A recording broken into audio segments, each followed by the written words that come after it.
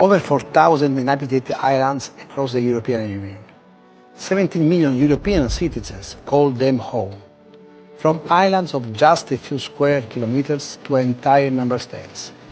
3 of them, Cyprus, Ireland and Malta, are islands themselves. From the Baltic to the Mediterranean, from the North Sea to the Atlantic, islands are everywhere in Europe. Many people know islands as places for holidays, but for those who live and work there every day, reality is often different.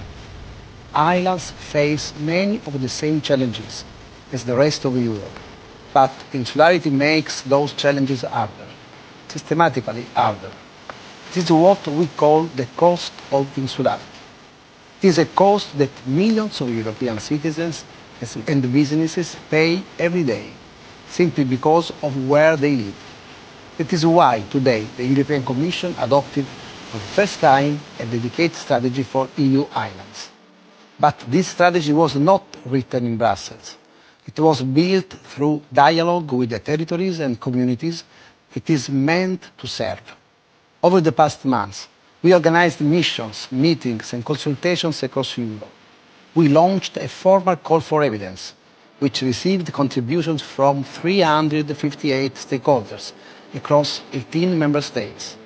Citizens, regional and local authorities, businesses, universities, NGOs, and island networks all helped shape this work. The message we received was clear, and the priorities identified through this dialogue have become the 4 pillars of the strategy. First, economic development, connectivity and innovation, better transport and digital infrastructure, a review of relevant state aid frameworks, and, for the first time, an in-depth analysis of the cost of insularity.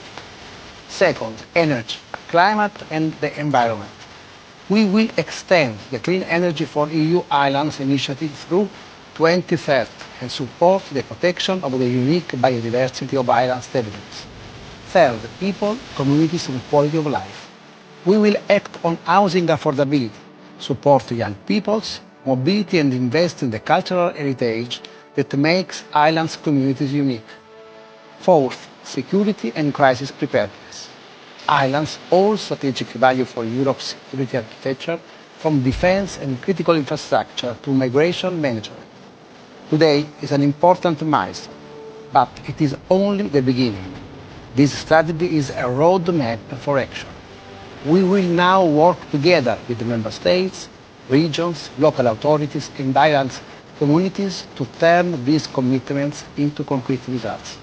Because the right to stay, the right of people to live, work and thrive in the place they call home applies to islands everywhere in the European Union.